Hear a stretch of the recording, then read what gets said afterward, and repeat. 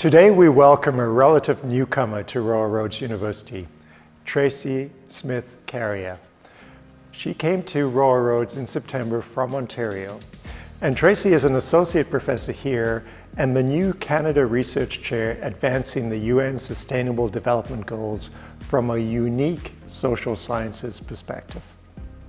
So Tracy, you've only just started here at Royal Roads, but I wondered if you could tell me a little bit about what the first steps are in your research, who you're going to involve, and what you hope to accomplish.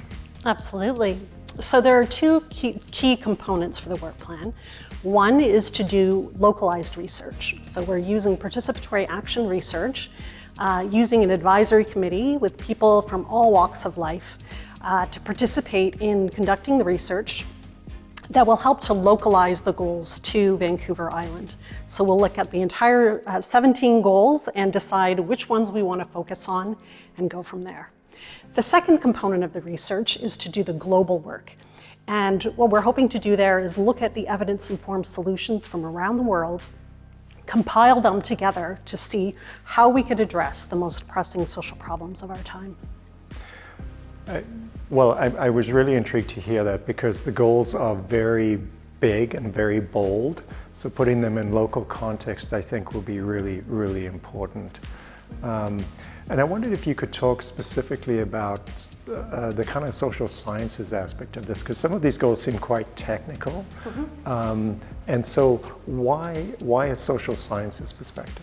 Absolutely. I think that climate action and, or climate change really, climate change and poverty and inequality actually are all consequences of an underlying cause, which really is the global economic system that we're in right now, which really puts no limits on resource extraction, the commodification of the environment, or the race to the bottom to find the cheapest labor out there in order to sustain unhealthy practices and patterns in consumption and consumerism. So really it's about all those three things in terms of recognizing they're all linked together, inextricably linked.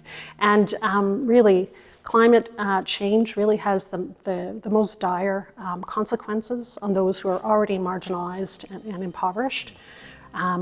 So it's both cause and effect. We can't wait to address this. We have to address this now. The longer we wait to address it, the harder it's going to be for us to tackle those issues as they arise.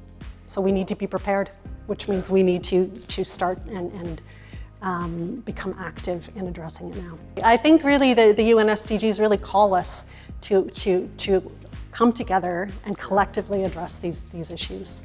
That really we need to address the magnitude of change that will be necessary to meet the goals.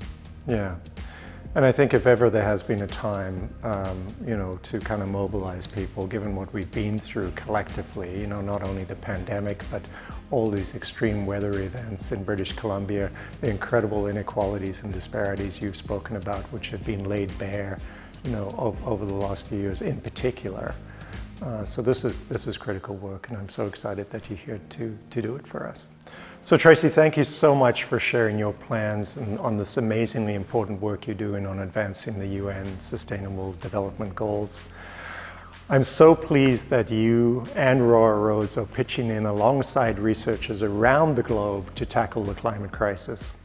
And I want to thank all of you for watching, and have a restful and environmentally friendly weekend.